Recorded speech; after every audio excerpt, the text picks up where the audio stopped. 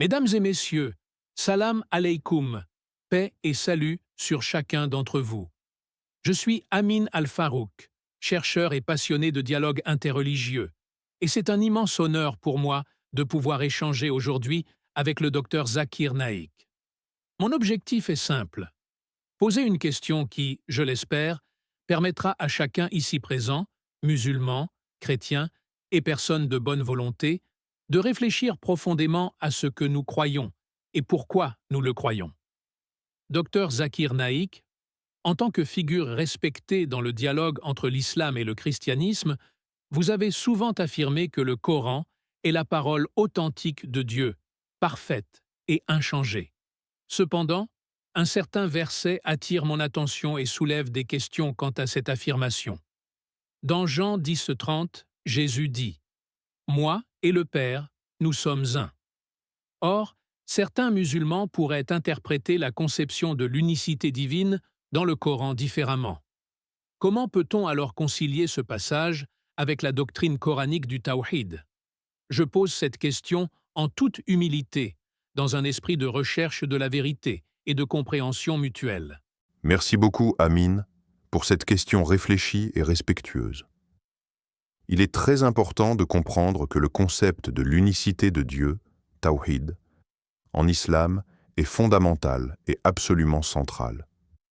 Le Coran affirme dans la sourate Al-Ikhlas, 112, 1 à 4, dit « Il est Allah, unique, Allah le seul à être imploré pour ce que nous désirons. Il n'a pas engendré et n'a pas été engendré, et nul n'est égal à lui. » Ici, l'accent est mis sur l'absolue unicité de Dieu, sans partage, sans division. Lorsque le Nouveau Testament dit « Moi et le Père, nous sommes un », il est crucial d'examiner le texte dans son contexte originel. La traduction et la compréhension peuvent parfois prêter à confusion. Certains théologiens chrétiens reconnaissent que le terme « un » dans ce contexte peut signifier une unité de volonté et d'objectif, et non d'essence ou de nature divine. Dans l'islam, nous rejetons toute association dans la divinité, shirk, car cela contredirait la pureté du tawhid. Ainsi, il est essentiel de distinguer l'unité conceptuelle ou spirituelle de l'unicité absolue de Dieu. En outre, le Coran lui-même invite à la réflexion sur les écritures précédentes. Dans la sourate Al-Ma'ida 5:48, « À chacun de vous, nous avons prescrit une loi et une voie. Et si Allah avait voulu, il aurait fait de vous une seule communauté, mais il veut vous éprouver dans ce qu'il vous a donné. » Cela montre que le Coran ne nie pas la valeur des textes bibliques, mais encourage la recherche de la compréhension et de la cohérence avec le monothéisme strict. Chers frères et sœurs, si vous trouvez ce dialogue enrichissant, je vous invite à vous abonner à la chaîne, à liker cette vidéo, à la partager avec vos proches et à commenter « Allah Akbar » pour manifester votre engagement envers la réflexion et la recherche sincère de la vérité. Il est essentiel, mesdames et messieurs, de comprendre que le Coran ne se contente pas de déclarer l'unicité de Dieu. Il offre également des preuves de son authenticité par des détails historiques, linguistiques et scientifiques que l'on ne pouvait connaître à l'époque de sa révélation. Par exemple, dans la sourate Al-Baqarah, de 258, Allah rappelle l'histoire d'Abraham et de Nimrod, en insistant sur la logique et la réflexion rationnelle. Ne sais-tu pas qu'Allah donne la vie et fait mourir? Ce verset invite à examiner attentivement la cohérence interne du message divin et à comparer la sagesse de l'islam avec les textes précédents sans tomber dans l'interprétation littérale ou hors contexte. Beaucoup de chrétiens qui s'interrogent sur le Coran oublient que le texte coranique a été préservé avec un soin minutieux depuis le temps du prophète Muhammad. Paix soit sur lui. Chaque mot, chaque lettre a été transmis et vérifié par des chaînes de narration solides appelées isnad. Cela n'a pas d'équivalent exact dans les écritures bibliques, où de nombreux manuscrits présentent des variations et où la compilation finale a été influencée par des décisions humaines au fil des siècles. Le Coran, lui, garantit une transmission pure, et ce facteur seul constitue un élément majeur d'authenticité. En ce qui concerne le verset mentionné par notre ami Amin al-Farouk, « Moi et le Père, nous sommes un », le Coran répond indirectement en insistant sur la distinction claire entre le Créateur et sa création. Dans la sourate Al-Mu'minun 23-91, Allah dit « Jamais Allah n'a engendré quelqu'un, et il n'a pas été engendré non plus. » Cela clarifie que l'unicité divine ne se limite pas à la relation ou à la collaboration spirituelle, mais à l'essence même de Dieu, qui est unique, incomparable et sans associé. En parallèle, les musulmans croient que le Coran est un miracle vivant, accessible à tous, et qu'il contient des éléments que seule la connaissance divine peut avoir révélés à l'homme.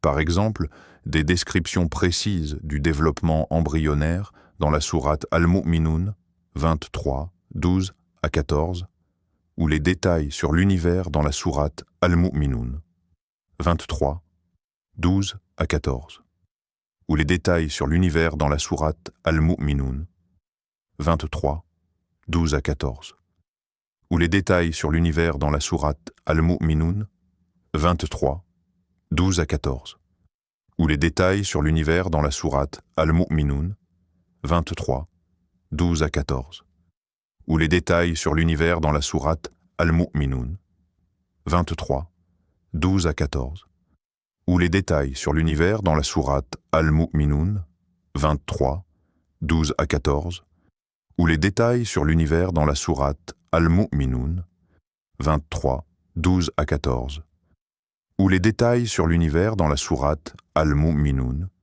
23, 12 à 14, ou les détails sur l'univers dans la sourate Al-Mu'minun 23, 12 à 14, ou les détails sur l'univers dans la sourate Al-Mu'minun 23, 12 à 14, ou les détails sur l'univers dans la sourate Al-Mu'minun 23, 12 à 14, ou les détails sur l'univers dans la sourate Al-Mu'minun 23, 12 à 14, ou les détails sur l'univers dans la sourate Al-Mu'minun 23, 12 à 14, ou les détails sur l'univers dans la sourate Al-Mu'minun 23, 12 à 14, ou les détails sur l'univers dans la sourate Al-Mu'minun 23, 12 à 14, ou les détails sur l'univers dans la sourate Al-Mu'minun 23, 12 à 14, ou les détails sur l'univers dans la sourate Al-Mu'minun 23, 12 à 14, ou les détails sur l'univers dans la sourate Al-Mu'minun 23, 12 à 14, ou les détails sur l'univers dans la sourate Al-Mu'minun 23, 12 à 14, ou les détails sur l'univers dans la sourate Al-Mu'minun 23, 12 à 14, ou les détails sur l'univers dans la sourate Al-Mu'minun 23, 12 à 14, ou les détails sur l'univers dans la sourate Al-Mu'minun 23, 12 à 14, ou les détails sur l'univers dans la sourate Al-Mu'minun 23, 12 à 14, ou les détails sur l'univers dans la sourate Al-Mu'minun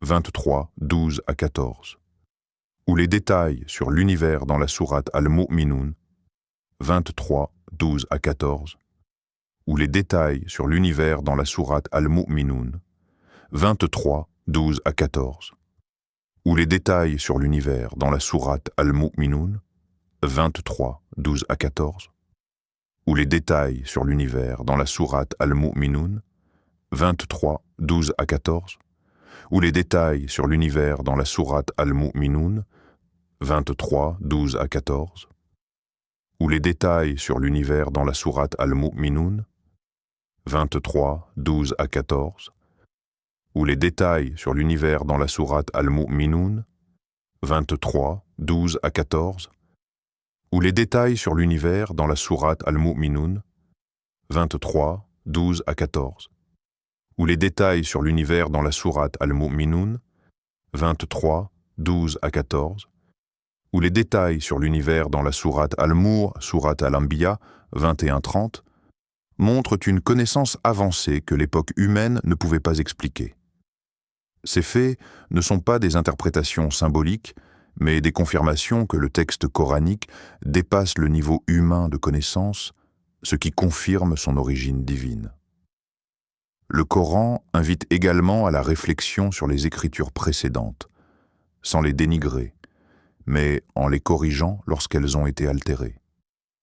La sourate Al-Maïda 5,46 mentionne « Nous avons envoyé Jésus, fils de Marie, en confirmateur de la Torah qui était avant lui. » Ainsi, plutôt que de nier les révélations antérieures, l'islam les encadre dans un contexte de continuité et d'unité spirituelle, tout en maintenant la clarté sur le concept de Tawhid. Enfin, il est important de rappeler que la beauté et la structure littéraire du Coran sont uniques. La rhétorique arabe, les rythmes et les choix lexicaux du Coran sont tels qu'aucun humain ne pourrait les reproduire parfaitement. Dans la sourate Al-Baqarah 2.23, Allah met au défi les hommes de produire un chapitre semblable. Et si vous êtes dans le doute sur ce que nous avons révélé à notre serviteur, apportez donc une sourate semblable. Ce défi reste non relevé depuis plus de 14 siècles, et cela constitue une preuve supplémentaire de l'authenticité divine. L'authenticité du Coran ne réside donc pas seulement dans ses mots, mais dans sa transmission, sa précision, sa cohérence historique et scientifique, et son message universel. Ces éléments forment un tout qui incite chacun à la réflexion, et je vous invite à méditer sur ces aspects à mesure que nous poursuivons ce dialogue. Merci beaucoup, Dr Zakir Naik, pour votre temps, votre patience et la clarté avec laquelle vous avez expliqué les enseignements du Coran et les principes de l'islam. Qu'Allah te bénisse, cher professeur Dr Zakir Naik, pour votre engagement à transmettre la connaissance avec respect et sagesse, et pour avoir répondu à mes questions avec tant de profondeur. Je remercie également l'audience ici présente, musulmans et chrétiens, pour leur ouverture d'esprit et pour avoir permis ce dialogue constructif. C'est dans ce type d'échange que la compréhension mutuelle se développe et que la réflexion sur la foi devient un pont entre les croyances. Je vous remercie, Amin Al-Farouk, pour vos mots respectueux et pour votre sincérité dans cette discussion. C'est toujours un privilège de dialoguer avec ceux qui cherchent la vérité avec un cœur ouvert. Ce type de débat ne vise pas à opposer ou diviser, mais à éclairer, à rapprocher et à renforcer la compréhension mutuelle entre musulmans et chrétiens, en mettant l'accent sur la connaissance et le respect. Chers spectateurs, si vous avez trouvé cette discussion enrichissante et stimulante, je vous invite à vous abonner à la chaîne Parole d'Al-Islam, à aimer cette vidéo, à la partager avec vos proches et vos amis afin de propager ce dialogue respectueux et éclairant.